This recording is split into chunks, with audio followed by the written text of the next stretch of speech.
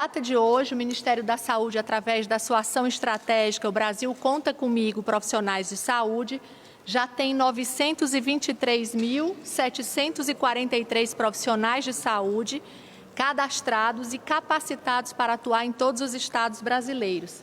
Dispostos a atuar imediatamente, já são 340 mil profissionais, 105.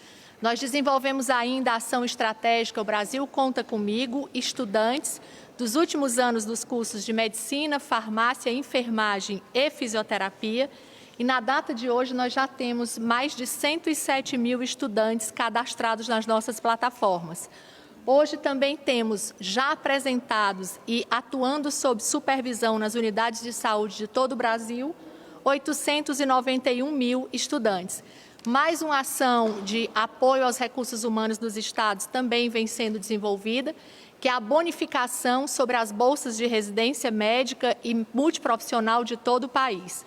Então, essas são as ações atualizadas no dia de hoje, no que diz respeito aos recursos humanos para o enfrentamento da pandemia. Nós vamos chamar agora o representante da Secretaria de Vigilância Sanitária para atualização dos dados diários e depois a Secretaria de Atenção Especializada do Ministério da Saúde para atualização também dos dados referentes ao número de leitos hospitalares. Muito obrigada.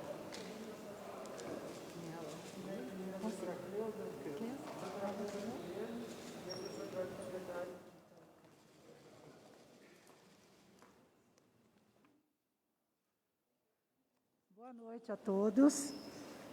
Em primeiro lugar, eu queria passar para os senhores o panorama dos leitos de UTI que a gente já habilitou até este momento em todo o território nacional. Até agora, nós habilitamos 3.352 leitos de UTI e com o valor de 484 milhões de reais aproximadamente, tá? No Diário Oficial do dia 6, nós tivemos mais 116 leitos publicados. E são 110 leitos de UTI adulto e 6 leitos de UTI pediátrica, tá? Todos voltados exclusivamente para o atendimento do coronavírus.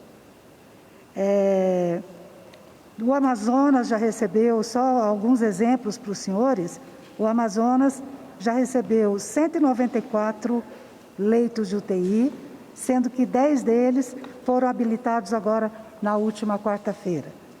Já o Rio de Janeiro, 82 leitos, São Paulo, 127, o mais recente, 978 leitos de UTI no total para o estado de São Paulo, tá?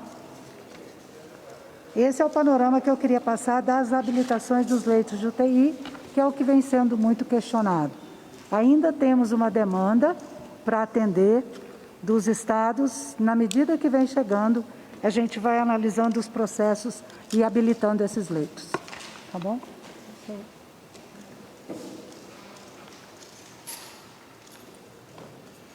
Então, boa noite, eu sou Eduardo Macário, o diretor de análise da Secretaria de Vigilância e Saúde.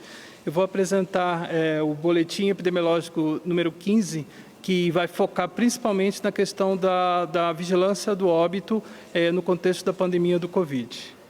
Esse boletim está sendo finalizado nesse momento, está sendo atualizados os dados e nós iremos publicar assim que for feita a atualização diária, que está marcada para as 19 horas.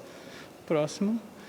Então, é importante colocar que todas as análises de mortalidade são feitas através do Sistema de Informação de Mortalidade, que ele tem o objetivo de coletar todos os dados de óbitos em todo o território nacional e por meio de um processo sistemático de coleta, captação, codificação, registro, desde do nível municipal, passando pelo estadual até o nível federal. Próximo, por favor.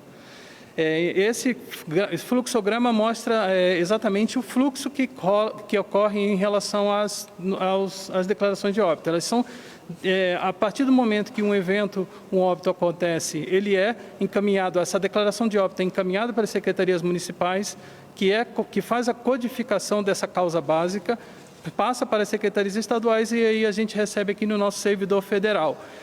Legalmente, o prazo para envio de cada uma a partir do momento do óbito é de 60 dias, mas a gente tem, em média, 15 dias que leva entre o registro do óbito até a chegada dele no sistema federal. Próximo. Esse é o formulário oficial para testar óbito, é a declaração de óbito. Ele é um formulário que é padronizado nacionalmente e conseguimos, por meio dele, unificar todas as diferentes formas de entrada de registro de óbito no Brasil e hoje nós temos esse único formulário. Ele é uma responsabilidade médica, ou seja, o seu preenchimento é um ato médico e que a codificação dele é fundamental para que a gente acompanhe todas as tendências e análises de mortalidade no Brasil. Próximo. Esse formulário é formado por 3 vias, uma branca, que fica com o familiar, que é enviada para a Secretaria Municipal de Saúde, o amarelo, que é para o familiar responsável pelo falecido, e a via rosa fica dentro do prontuário do paciente. Próximo. A gente pode observar nesse gráfico que, geralmente, nós demoramos esse fluxo, mesmo sendo 15 dias para a chegada das informações, a gente só consegue fechar efetivamente um banco de dados do Sistema de Informação de Mortalidade com um prazo de mais ou menos 12 meses, que é o tempo que a gente consegue obter 100% ou próximo de 100% de todos os óbitos que aconteceram no ano registrados dentro daquele período.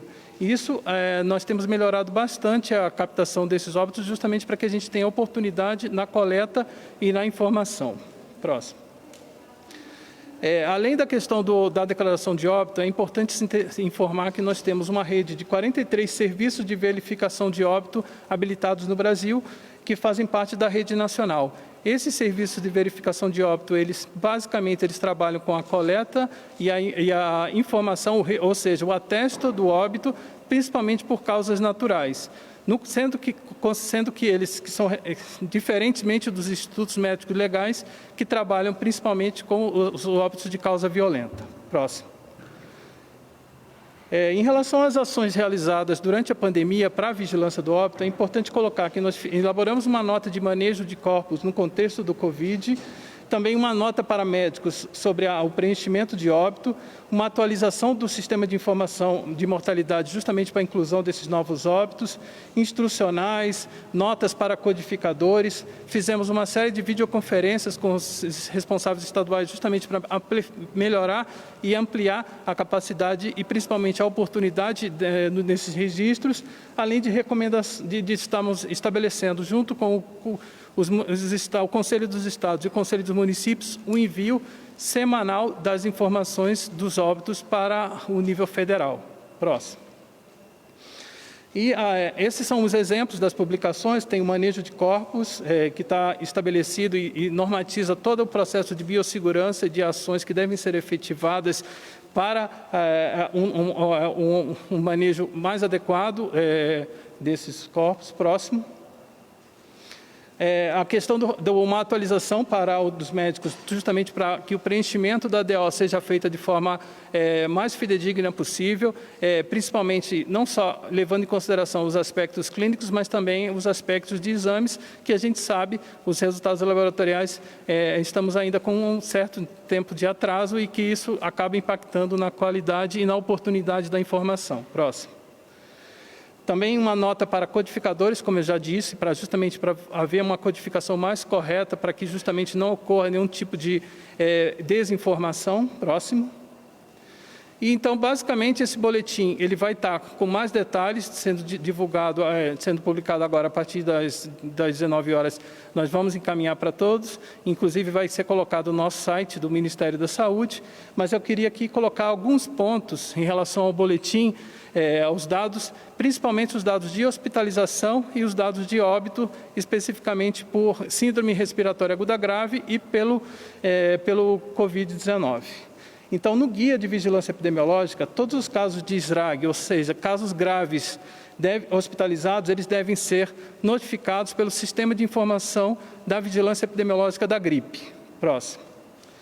Então, nós observamos que até hoje, às 12 horas, tiveram 107.895 hospitalizações por SRAG, por todas as causas, um número bastante considerável, cerca de 606% em relação ao mesmo registrado no mesmo período do ano anterior, o que mostra que o que a gente tem visto que realmente que os hospitais estão bastante forçados em termos de capacidade de dar uma resposta para os inúmeros casos que vêm adentrando. Todos esses casos eles são considerados graves e precisam de hospitalização, alguns UTI, tratamento UTI, outros acompanhamento simplesmente hospitalar. Próximo.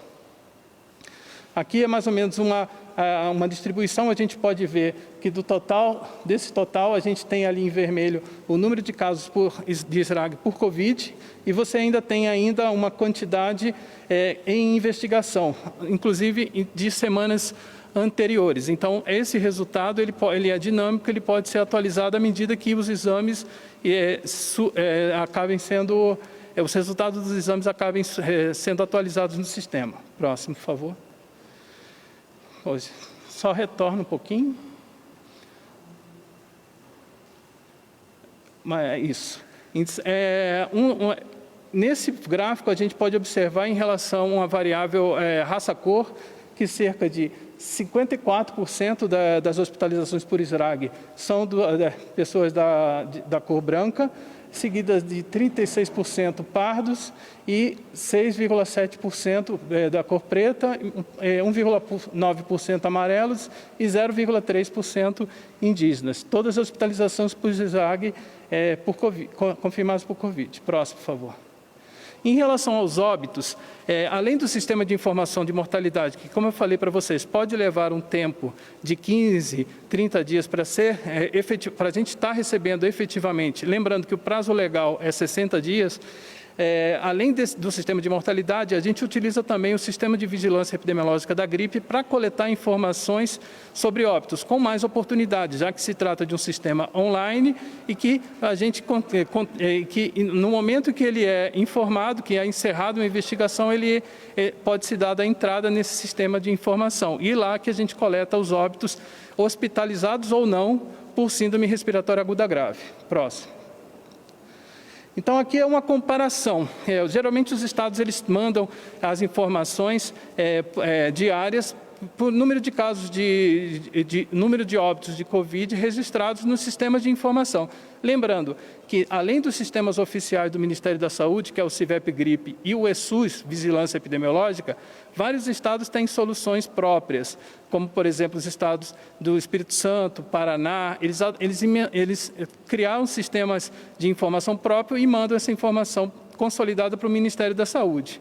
Nesse momento, nós estamos trabalhando com toda a integração das diferentes bases de dados, justamente para compor uma base de dados nacional para que possa servir para acompanhamento durante a pandemia.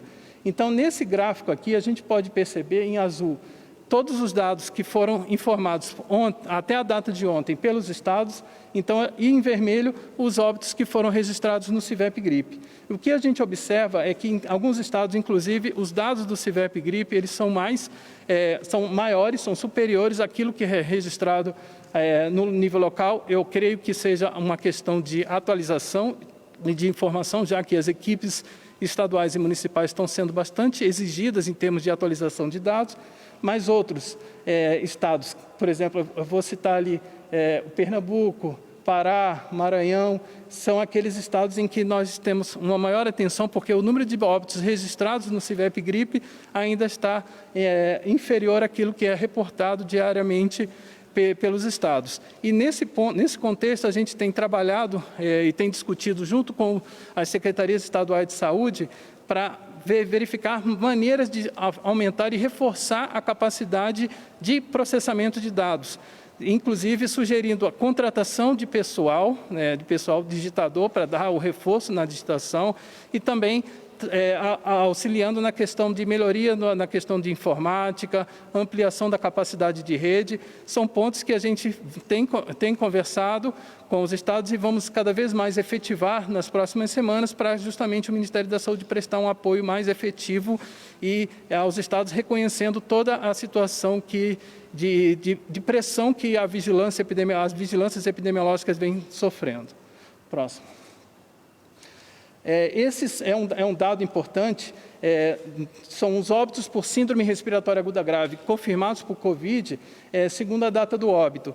Então, a gente pode observar que até hoje, meio-dia, foram 8.233 óbitos registrados no CIVEP Gripe. Esse número vai ser atualizado agora a partir das 19 horas, mas a gente pode verificar que 260 óbitos foram confirmados nos últimos 3 dias. E, geralmente, a gente coloca isso no seguinte contexto. Em azul, você pode ver aqueles óbitos que já tinham sido registrados e confirmados nos boletins anteriores. E em azul mais escuro são aqueles novos óbitos, aqueles novos registros. Então, a gente tem realmente ainda um atraso na confirmação de alguns óbitos e, à medida em que esses óbitos ficam confirmados, a gente utiliza essa curva para identificar os dias em que ocorreram óbitos e justamente está avaliando o comportamento dessa curva. Então, a princípio, a gente imagina que essa curva esteja baixando, mas isso pode ser uma informação assim, equivocada, porque na medida em que os óbitos são coletados, são informados, e considerando que a gente tem ainda um atraso, que a gente está trabalhando cada vez mais para diminuir esse atraso, essa planilha é seguidamente atualizada. Então, pelo que a gente pode perceber, tem uma data, eu não consigo ver aqui, justamente porque está pequenininho. Oi? Oi? Não, o geral ali. Só um minuto, perdão. Não, deixa eu usar aqui o dado. Me permita? Aqui fica melhor. Aqui fica melhor. Perdão, gente. São 200, no dia... Nos últimos 3 dias.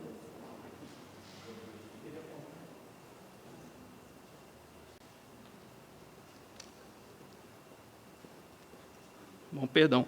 No dia 23 de abril, nós tivemos efetivamente o registro de 290 óbitos confirmados por Covid. Esse é que a gente, até o momento, identifica como sendo o maior número, aquele dia em que ocorreram mais confirmações, mais óbitos confirmados por coronavírus no Brasil.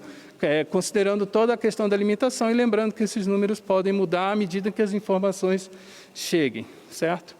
Então, nesse gráfico, a gente pode observar o número de mortes registradas no CIVEP Gripe que foram confirmadas por dia. Próximo, finalizando agora. Isso aqui é uma variação, 69% desses óbitos ocorreram em pessoas acima de 60 anos e 65% das pessoas apresentaram pelo menos um fator de risco, principalmente doenças crônicas ou outras condições crônicas que foram agravadas pelo coronavírus e acabou levando ao óbito. Próximo. Isso aqui são o mesmo gráfico anterior das hospitalizações. A gente pode ver que, do geral, a gente tem ainda uma grande participação do coronavírus em relação aos óbitos por SRAG que foram hospitalizados. Próximo. Só o último é a questão de distribuição por raça-cor. Nós temos 46,5% da cor branca, 43,9% pardo e 7,4% preto, 1,9% da cor amarela, asiática, e 0,4% indígena. Então, gente, eu queria só informar que realmente esses dados eles são atualizados diariamente.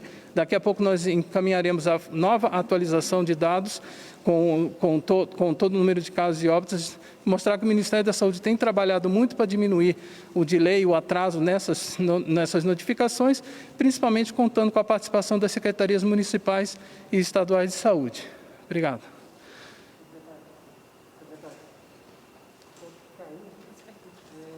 Conforme a gente vem fazendo ao longo das coletivas do Ministério da Saúde, as perguntas de hoje serão as perguntas que foram enviadas previamente para o grupo de WhatsApp que o Ministério da Saúde cria, né? Então, a gente, devido ao horário e devido aos temas que estão selecionados aqui para a coletiva de hoje. Nós já separamos as perguntas que foram enviadas antecipadamente. Então, eu vou fazer primeiramente as perguntas para o secretário Eduardo Macário, depois eu faço a pergunta para a secretária Cleusa e, por último, a gente encerra com a secretária Mayra as perguntas que foram enviadas, tá bom? Então, doutor Eduardo, a primeira pergunta é do Kaique Alencar, do portal IG. Ele pergunta: segundo o especialista Átilo Yamarino, a forma como o Ministério da Saúde divulga os números de casos e óbitos pode criar a falsa impressão de que os casos e óbitos estão em queda. Isso porque não fica claro quantos casos foram confirmados e quantos óbitos aconteceram em dias anteriores. O Ministério pretende mudar essa prática e passar a divulgar os números das mortes junto com a data em que eles ocorreram? Acho que essa pergunta ela já foi respondida aquele slide que eu mostrei, que o dia 23 de abril foi aquele dia em que ocorreram mais óbitos confirmados por Covid. E lembrar sempre que a demora, ou às vezes o atraso, se deve principalmente pela quantidade de exames que estão sendo coletados e estão sendo processados pelos laboratórios centrais, e que a gente imagina que com a estratégia que foi lançada pelo ministro, pelo secretário, de testagem, de ampliação da testagem, tanto pelo RT-PCR quanto pelo teste rápido, a gente possa ter um menor atraso na divulgação dessas informações, que a gente pode justamente acelerar e estar identificando em tempo mais oportuno a tendência de evolução da pandemia no Brasil. Confirmados. Isso, é o máximo. E os outros detalhes estão naquele gráfico. A segunda pergunta é da Marcela Fernandes, do HuffPost Brasil.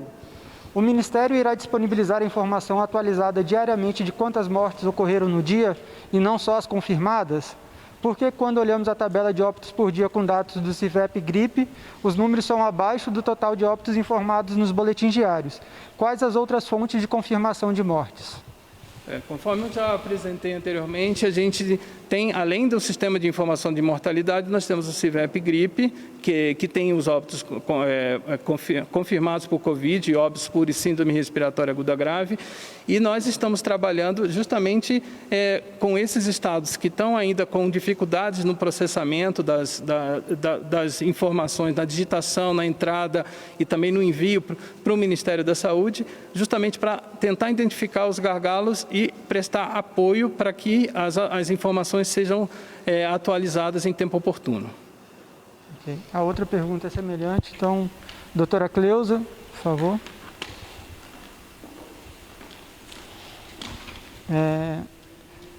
A doutora Cleusa é secretária substituta da Secretaria de Atenção Especializada à Saúde, do Ministério da Saúde. Doutora Cleusa, pergunta: Jonas Valente, Agência Brasil. O ministro divulgou em audiência na Câmara que o edital para a contratação de 2.000 leitos não teve empresas interessadas. Qual será a medida para a disponibilização desses leitos a estados e municípios? Então, gente, o que aconteceu foi que a empresa que tinha feito todo o compromisso conosco de entregar 2.540 leitos, ela não conseguiu. Até o momento, nós já entregamos aos estados 540. Mas nós já estamos no terceiro edital para tentar conseguir outra empresa que possa nos entregar o restante, os outros 2.000 leitos que nós havíamos prometido. Ok? A outra pergunta é da Juliana Ponta e Fé, do Metrópolis. Quando teremos a estatística de quantos leitos estão ocupados com pacientes de Covid? O Ministério cogita sugerir o transporte de pacientes para atendimento em outros estados, caso o sistema de saúde de um local não seja capaz de suportar a demanda? Em relação à disponibilização dos leitos, está previsto para a semana que vem um painel que a gente vai disponibilizar todos esses leitos que estão sendo confirmados pelos hospitais e pelos estados e municípios. Até o momento, de 1.322 hospitais que estão no plano de contingência, nós já tivemos o preenchimento do sistema por 416 hospitais. Até uma hora atrás, nós tínhamos 416. E por que essa dificuldade? Porque os hospitais estão sobrecarregados nos atendimentos. Então, não é fácil para eles também terem esse tempo de fazer essa informação, preencher o sistema para nós. Eles estão encontrando dificuldades. O que o Ministério fez? Nós estamos trabalhando com as nossas superintendências regionais, porque cada estado tem uma superintendência do Ministério. Então, nós estamos trabalhando com essas superintendências para que elas possam dar apoio aos hospitais, aos estados e municípios, para que a gente possa obter esse dado. Tá? E a partir da semana que vem, a gente vai divulgar esse painel para que todo mundo tenha acesso e possa tomar conhecimento desses leitos. Secretária Mayra Pinheiro, que é a secretária de Gestão do Trabalho e da Educação na Saúde do Ministério da Saúde. Doutora Mayra, a primeira pergunta é da Beatriz Jucado, É o País. O Ministério da Saúde já reconheceu que um dos problemas da rede de atenção complementar de combate à pandemia é a força médica. E hospitais de campanha estão tendo problemas nessas contratações, inclusive treinando profissionais não intensivistas para atuarem. O governo conhece o percentual de médicos afastados atualmente, tanto na rede básica quanto na complementar? Onde estão os maiores gargalos? E qual é a capacidade brasileira para garantir essa força de trabalho nessas novas UTIs? Boa noite. A questão da força de trabalho é um problema para todos os países do mundo. Quando a gente estuda junto com a Organização Mundial de Saúde, a Organização Pan-Americana de Saúde, os principais problemas comuns de saúde pública para o enfrentamento da pandemia, nós temos na mesa de problemas os recursos humanos, a falta de EPIs mundial e o acesso a leitos, sejam de UTI, sejam de enfermarias específicos para o Covid. O Brasil teve um cuidado, sendo exemplo para o mundo, de criar uma ação estratégica voltada a precocemente capacitar e recrutar profissionais das 14 áreas da saúde para que eles estivessem prontos, para que eventualmente atendam às necessidades dos estados de recrutamento de profissionais. Nesse cadastro, como nós falamos no início da coletiva, nós já temos mais de 900 mil profissionais de todas as áreas da saúde capacitados, e esse cadastro pode ser requisitado por todos os estados brasileiros. Como ação concreta em relação à disponibilidade desse banco, nós temos o estado do Amazonas. Nós levamos no último domingo 263 profissionais contratados pelo Ministério da Saúde para atuação em leitos de UTI, leitos de enfermarias e para atuação também na atenção básica. Esses profissionais, mesmo capacitados por cursos do Ministério da Saúde à distância, estão recebendo, ao chegarem nos locais de atuação, capacitação com simulação realística em suporte de vida básico e avançado. E nós estamos tendo um cuidado a mais ao recrutarmos esses profissionais. Nós estamos iniciando hoje uma atenção especial à saúde mental dos profissionais de saúde do Brasil, criando uma pesquisa para todos os profissionais, para que nesse cadastramento da pesquisa nós possamos acompanhar durante toda a pandemia a evolução de sorologia, do estado de saúde mental e do estado de saúde física dos profissionais. Especificamente para aqueles que são recrutados, em Manaus nós temos, em parceria com a Associação Brasileira de Psiquiatria, atendimento a todos os profissionais de todas as categorias da saúde que possam necessitar de suporte emocional. A pergunta é da Rose Guglielminetti, da TV Band Campinas. Ela pergunta: Campinas teve cerca de 300 profissionais residentes, nutricionistas, fisioterapeutas, que estão sem receber a bolsa há 2 meses. Gostaria de algumas informações, razão do atraso, valor da bolsa e quando a situação será resolvida. Nós temos residências médicas tanto no Ministério da Saúde quanto no Ministério da Educação. No âmbito da Secretaria de Gestão do Trabalho, Educação e Saúde do Ministério da Saúde, nós temos hoje 22 mil bolsas de residência médica, ou seja, de especialização, seja na área médica, seja na área profissional em saúde. Dessas bolsas, desse contingente de 22 mil, cerca de 10 mil bolsas são do que nós chamamos de residente do primeiro ano, os R1. E nós temos todos os anos uma dificuldade no cadastro inicial desses residentes e temos inconsistência no preenchimento dos dados, o que leva a uma dificuldade dos bancos de fazer o pagamento, seja por digitação de CPF ou identidade errado. Esse é o motivo do atraso das bolsas. O Ministério da Saúde vem trabalhando diariamente com todo o seu corpo de funcionários para que a gente entre em contato com esses residentes que têm inconsistências bancárias, com as instituições às quais eles estão vinculados, e nós estamos fazendo todas as correções. O prazo é que até o dia 15 desse mês nós estejamos com todas as bolsas de residência médica e residência de saúde da área multiprofissional em dia. Só queria fazer um lembrete aqui a gente tinha recebido muitas perguntas no nosso grupo sobre questão de isolamento, das medidas que devem ser anunciadas. Então, conforme já foi falado na coletiva dessa semana, está previsto para segunda-feira que o ministro anuncie na coletiva as informações sobre as diretrizes do planejamento de distanciamento social. Obrigado. Obrigada, gente. Obrigada, amigo.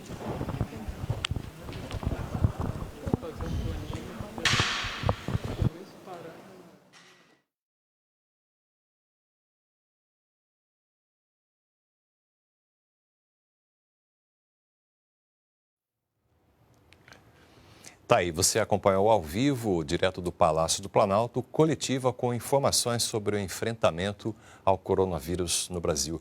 Técnicos do Ministério da Saúde deram detalhes sobre várias ações da área, como, por exemplo, a habilitação de novos leitos de UTI em todo o país e também ações de capacitação de profissionais da saúde e ampliação do quadro de pessoal da saúde para atuar no enfrentamento à pandemia de Covid-19 no país. Continue bem informado pelas nossas redes sociais e siga também a programação da TV Brasil.